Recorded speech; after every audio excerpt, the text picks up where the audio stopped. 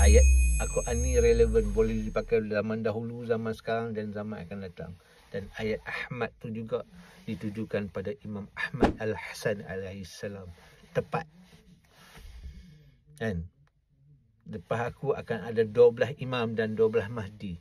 Nabi membacakan satu persatu nama para imam ni sampai ke 12 imam, iaitu Imam Muhammad bin Hasan Al-Askari alaihissalam. Selepas itu kan diwariskan kepada 3 mahdi yang pertama.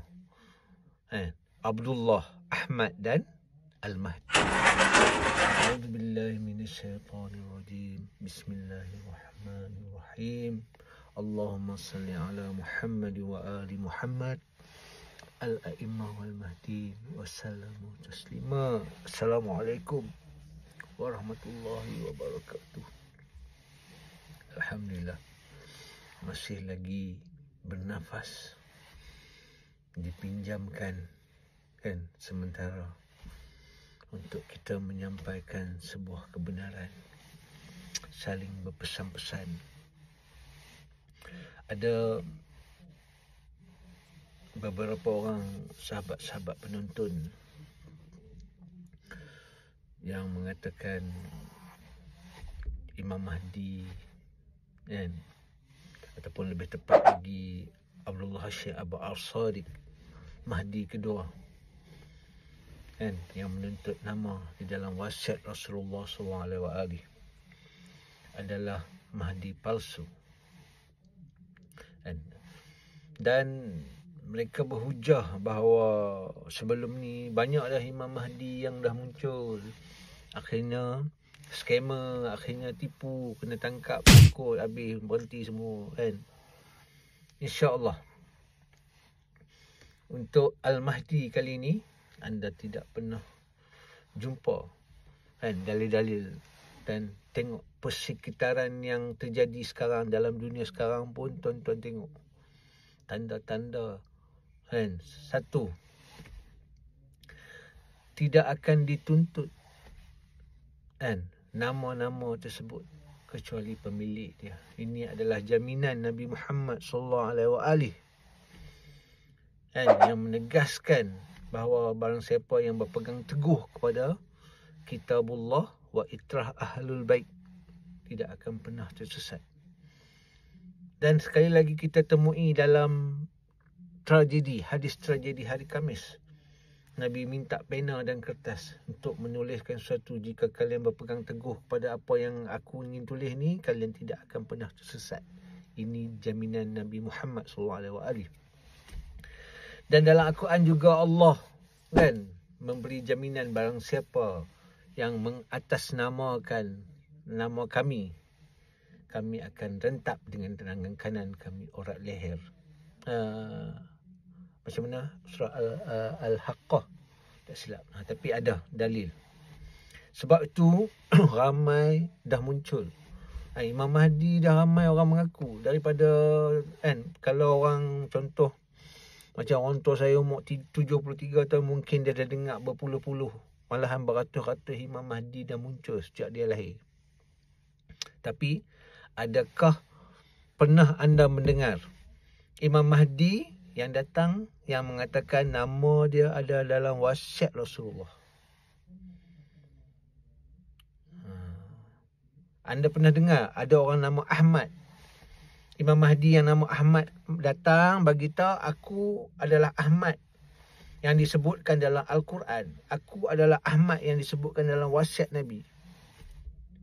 Ataupun ada tak orang yang bernama Abdullah yang disebutkan namanya dalam Al-Quran, surah Al-Jin ayat 19 kan? Dan adakah ada orang yang bernama Imam Mahdi yang bernama Abdullah yang datang yang menuntut nama dia ada dalam wasiat Rasulullah? Ini kan bukti yang kami bawakan. Tidak akan dituntut nama tersebut kecuali pemilik dia. Jika nama tu boleh diklaim oleh siapa-siapa dalam wasiat Nabi Muhammad SAW, boleh diklaim siapa-siapa, apa yang tinggal agama Allah ni? Inilah satu-satunya bukti yang menunjukkan bahawa agama Allah tu terpelihara. Kan? Kitabullah tu adalah mukjizat Muhammad sallallahu alaihi wasallam.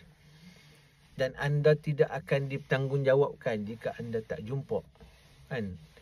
Bila Allah dan Rasulnya tidak meninggalkan sesiapa sahaja dokumen, kalau tak ada dokumen wasiat ni, agama Allah ni, kita boleh jawab di hadapan Allah nanti, kami Rasulullah tak meninggalkan sesiapa lepas dia wafat, sebelum dia wafat. Jadi kami ambil mana-mana yang kami rasakan benar. Anda boleh jawab di depan Allah. Tapi bila ada bukti yang anda dengar hari ini, bahawa Nabi Muhammad ada meninggalkan dokumen wasiat yang ada nama-nama para pewaris baginda sampai hari kiamat, dan dengan ada nama-nama detail, anda akan dipertanggungjawabkan kalau anda tidak mengkaji dan tidak beriman dengan seruan dakwah ini. Ini adalah agama Allah yang sebenar. Sejak bermula daripada Adam, kan, perjanjian pertama, dengan Nuh perjanjian kedua, dengan Ibrahim perjanjian ketiga, dengan Musa perjanjian keempat, dengan Isa perjanjian kelima, dan dengan Muhammad sallallahu alaihi wasallam perjanjian keenam. Selepas 1400 tahun datang perjanjian ketujuh. Imam Ahmad Al-Hasan Al-Yamani alaihi salam datang membawa perjanjian yang ketujuh. Jika ayat Al-Quran, kan, kedatangan seorang yang bernama Ahmad tu kalau di zaman Rasulullah, kan, itu adalah untuk Rasulullah sallallahu alaihi wasallam. Dan ayat Al-Quran ni relevan, boleh dipakai zaman dahulu, zaman sekarang dan zaman akan datang. Dan ayat Ahmad tu juga ditujukan pada Imam Ahmad Al-Hasan alaihi salam. Tepat. Kan? Lepas aku akan ada 12 imam dan 12 mahdi. Nabi membacakan satu persatu nama para imam ni sampai ke 12 imam, iaitu Imam Muhammad bin Hasan Al-Askari alaihissalam. Selepas itu, kan, diwariskan kepada 3 mahdi yang pertama. Abdullah, Ahmad dan Al-Mahdi. So di sini Ahmad, kan, yang membawa perjanjian ketujuh ni adalah Mahdi. Kan, dia bukan Nabi. Kami setuju bahawa Nabi memang tak, Nabi yang terakhir ni adalah Nabi Muhammad SAW.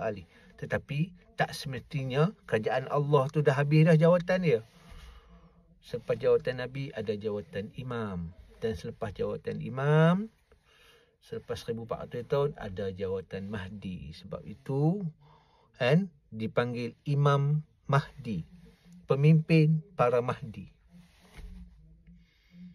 Dan Abdullah Hashim Abu As-Sadiq adalah Mahdi yang kedua. Dialah yang keluar, kan, sekarang ni berhadapan dengan semua manusia.